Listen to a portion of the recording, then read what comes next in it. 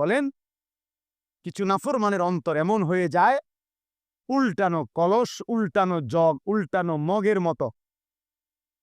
ফলে আটলান্টিক মহাসাগরের পানিও যদি এইবার এইটার উপরে ঢালে, এটা পুরবে না, কারণ এটা তো উল্টানো। তা রাসূলুল্লাহ সাল্লাল্লাহু আলাইহি সাল্লাম বলে, লা ইয়ারিফু মারুফান ওয়ালা ইউনকিরু মুনকারান। আহা, বদনসিব তখন এমন হয়ে যায়, কোন নেক কাজ তার কাছে আর মনে পড়ে না, কোন গুনাহ থেকে বেঁচে থাকার আর তৌফিক হয় না। ওই জীবন তখন লানতের জীবন হয়। ওই জীবন তখন ভাই সিরিয়াল শয়তান তাকে তার গোলাম বানাই একটার পর একটা গুনাহ। একবার মদ খায়, একবার বিড়ি খায়, একবার নারী দেখে, একবার জেনা করে, আরেকবার জেনার ছবি দেখে, আরেকবার মনে করেন একজনের ফাঁসাত লাত্তি দিয়ে লাইছে, আরেকজনের কোপ দিয়ে লাইছে, আরেকজন আরেক রাস্তার মেয়ের পিছনে পিছনে ঘুরতেছে। মানে পাগলে কি করে তার আর কোনো কি নাই, জীবনের কোনো সিরিয়াল নেই, হায়াতের কোনো আর কি নাই, কিছুই নাই। শয়তানের এমন গোলাম হয়, নফসের এমন গোলাম হয়, আহা, জীবন তখন আর কোনো কিছুতেই লজ্জাবোধ হয় না, লজ্জাবোধ হয়। অনেক ছেলে পেলে দেখেন, মসজিদ দেখা যায়, নামাজ হইতেছে, মসজিদের পাশে রাস্তার পাশে দাঁড়াইয়া জানোয়ার মুসলমানের বাচ্চা অনবরত মোবাইল টিপতেছে, হাসতেছে, লাথি দিতে আছে, ওইটার চুল ধরে টানতে আছে। আহা, হায় হায় হায়, কে তারে আল্লাহ বুলাইয়া দিল, কে তারে নামাজ বুলাইয়া দিল, কে তারে জীবনের তরে জাহান্নামের রাস্তা দেখায় দি। ওহো, আফসুস, আফসুস ওই জীবনেরও। তো এই জন্য বললাম ভাই, আল্লাহ নবী সাল্লাল্লাহু আলাইহি সাল্লাম বলেন, সে যেন আমাদের মুসল্লাতে না আসে, অর্থাৎ ওয়াজিব কোরবানিও ছেড়ে দেওয়ার কারণে নবীজি এত বড় ধমক দিছে। তাহলে ওই যে সুন্নতে মুআক্কাদার উদাহরণ দিলাম, নবীজি বলছে যদি ঘোড়ায় তোমারে পিষে ফেলে তবুও সুন্নতে মুআক্কাদা ছেড়ো না। আর এখানে বললেন ওয়াজিব ছেড়ে দিলে তুমি নাফরমান, আমাদের সাথে নামাজ পড়তে আইসো না। এবার আছেন হজ, একটি ফরজ ইবাদত হজ। আল্লাহ নবী সাল্লাল্লাহু আলাইহি সাল্লাম বলেছেন, মান লাম ইয়ামনাহু মিনাল হজ্জি হাজাতুন যাহিরা আও সুলতানুন জাইর আও মারাদুন হাবিস ফামাতা ওয়া লাম ইয়াহুজ্জা ফালিয়ামুত ইনশাআ ইয়াহুদিয়ান ওয়া ইনশাআ নাসরানিয়ান। নবীজি বলেন, তিনটি কারণ ব্যতীত সামর্থ্য থাকার পরেও যে হজ না করে মরে গেল, তিনটি কারণ। এক নাম্বার কারণ হলো প্রকাশ্য এমন কোনো কারণ, এমন কোনো প্রয়োজন, যেই প্রয়োজনের কারণে কোনোভাবেই এই মুহূর্তে সে হজে যাইতে পারতেছে না, অথবা বাদশাহ রাষ্ট্রীয় কোনো আইন কানুনের কারণে সে যাইতে পারতেছে না, অথবা এমন প্রচন্ড অসুস্থ যেই অসুস্থের কারণে যাইতে পারতেছে না। আল্লাহর নবী বলেন, এই কারণ ব্যতীত যদি ইচ্ছা করে হজ ফরজ হওয়ার পরেও হজ না করে মৃত্যুবরণ করল, রাসূলুল্লাহ সাল্লাল্লাহু আলাইহি সাল্লাম বলেন, ওই নাফরমান সে যেন ইহুদি হয়ে মরুক অথবা খ্রিস্টান হয়ে মরুক, আমি জানি না। নবীজি বলছে, আমি জানি না এটা ইহুদি মরল না খ্রিস্টান মরল। আহা, নবী যদি বলে এই কথা, তো সুপারিশ করবে কে? কথা বলেন না, হাউজে কাউসারের পানি দিবে কে? তাই তিনি যদি এ কথা বলে যে নাফরমান আমি জানি না,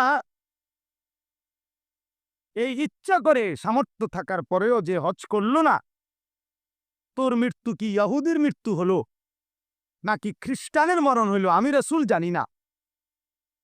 তো এইবার তাকে সুপারিশ করবে কে? এবার তাকে হাউজে কাউসারের পানি দেবে কে? তার আর আশ্রয় কে? আখিরাতে হাসরের ময়দানে তার সহায় কে? আমাদের সমাজে লক্ষ লক্ষ মানুষের উপরে, কোটি কোটি মুসলমানের উপরে হজ ফরজ।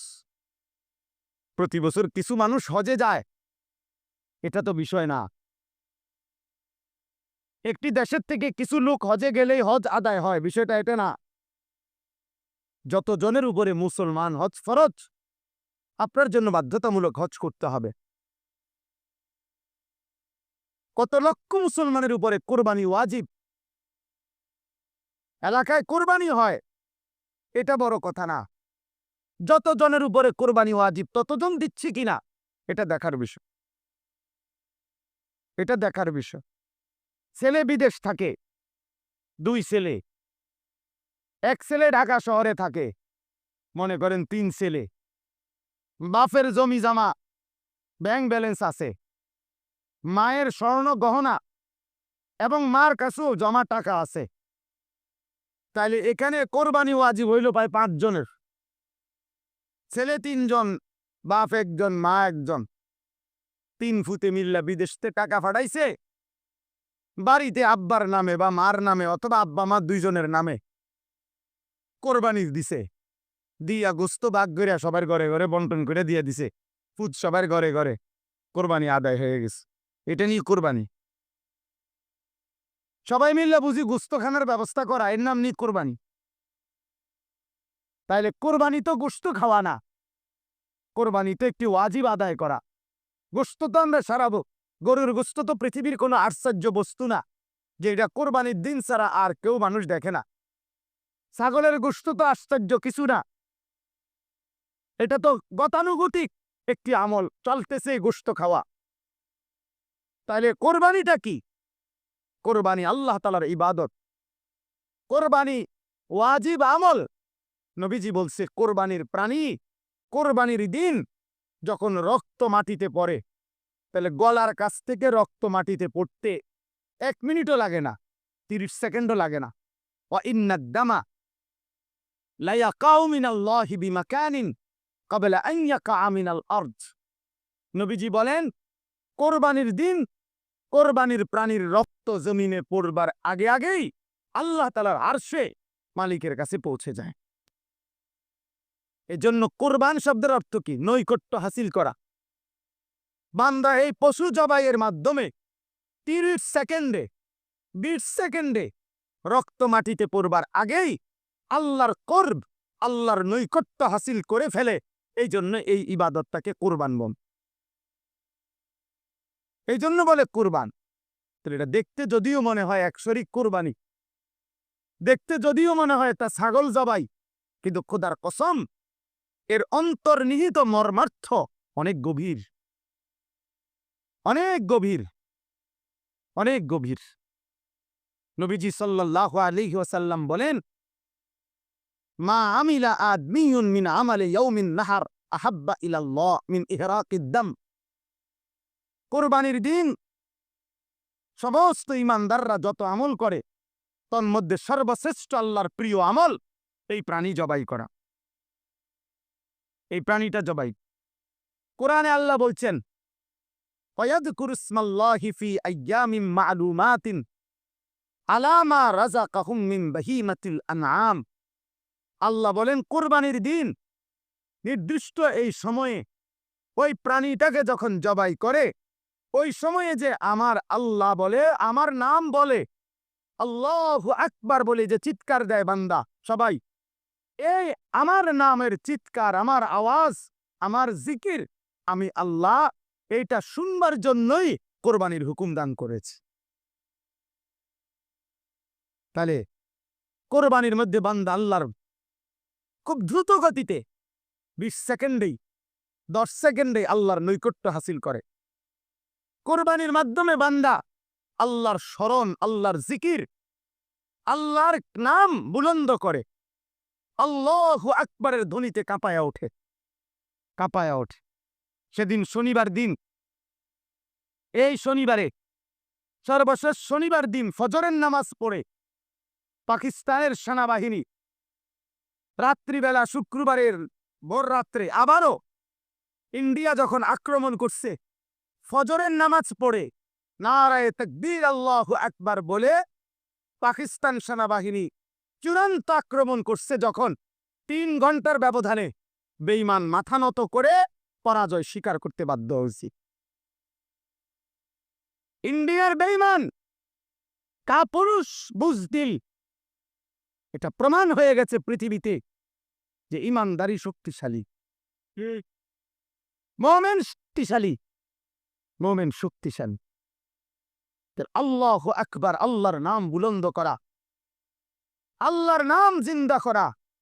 আমার দিল বলে ফজরের নামাজের পরে ওই মানুষগুলো যখন, ওই সেনাবাহিনী যখন আল্লাহু আকবার বলছে, আমার মনে হয় আমার মালিকের আরশে আজিম খুশি হয়ে গেছে, তো আল্লাহ তাআলা তৎক্ষণাৎ বিজয় দান করছে। তাকবীর আল্লাহর বড় পছন্দ, আল্লাহু আকবার আল্লাহর বড় পছন্দ। আল্লাহ বড় যখন বান্দা বলে, আল্লাহ খুশি হয়, তখন আল্লাহ খুশি হয়। এজন্য প্রিয় যুবক, মনে রেখো ভাইয়া, আগামীর পৃথিবীতে ঈমান আর কুফরের যুদ্ধ আরো বাড়বে। ইসরায়েল আর ফিলিস্তিনের যুদ্ধ না, ঈমান আর কুফরের যুদ্ধ। ভারত আর পাকিস্তানের যুদ্ধ না, ঈমান আর কুফরের যুদ্ধ।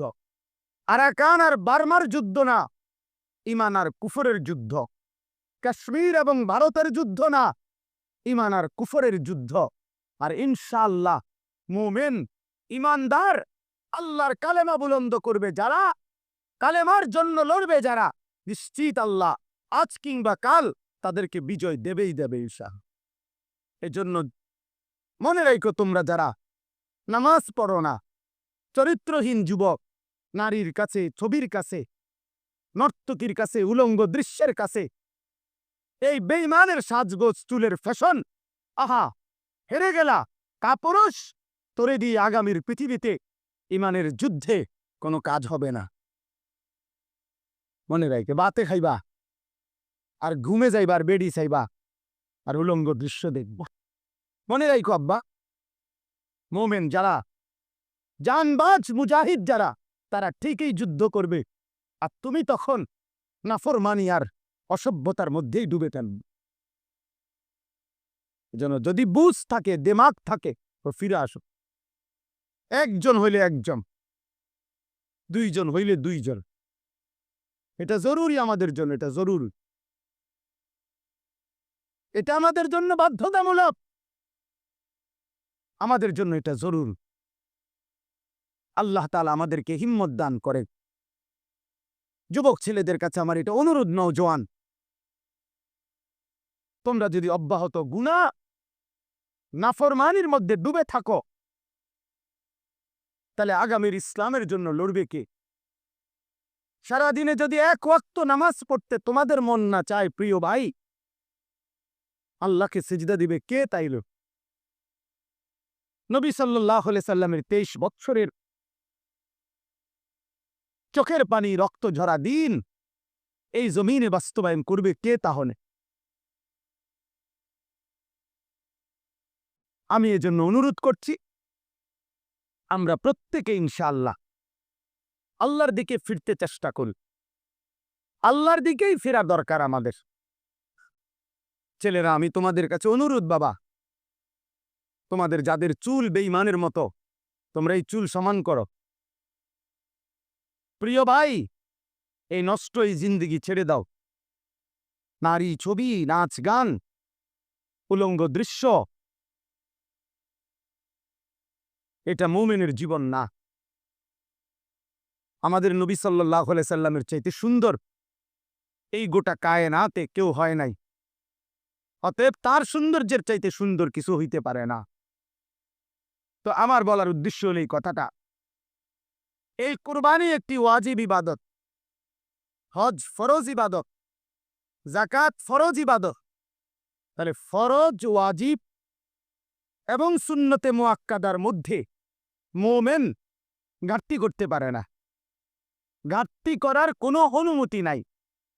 এজন্য এই আয়াতের আলোকে এই প্রথম কথা, এটা প্রত্যেকের কাছে আমার অনুরোধ, যারাই বুঝেন, না বুঝলে নাই, আমার বলা আমি বললাম, প্রত্যেক উপার্জনকারী যিনি টাকা রোজগার করেন, বিদেশে থাইকা হোক, দেশে থাইকা হোক, বিবাহিত হোক, অবিবাহিত হোক, একসাথে সংসার হোক, ভিন্ন ভিন্ন সংসার হোক, প্রত্যেকের কাছে অনুরোধ হলো বাবা, ভাই এবং মহিলাও, যাদের কাছে, যে সমস্ত মহিলাদের কাছে স্বর্ণ অলংকার আছে এবং কিছু জমা টাকা আছে, মনে করেন 1 বড়ি 1.5 বড়ি স্বর্ণ আছে, 5-10 হাজার টাকা আছে জমা, এই মহিলারাও এবং পুরুষরাও, বিবাহিত যুবক, অবিবাহিত যুবক, নারী, পুরুষ, যিনি রোজগার করেন, আকেল বালের, তাদের উচিত একজন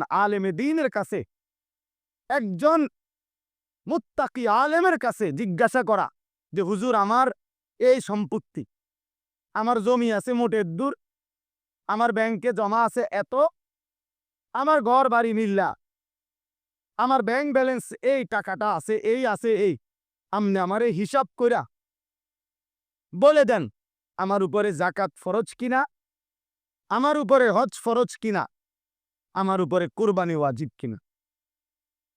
প্রত্যেকে যদি একজন একজন যার যার সুবিধা মতো একজন আলেমে দ্বীনের কাছে জেনে নেন, আপনার জন্য সহজ।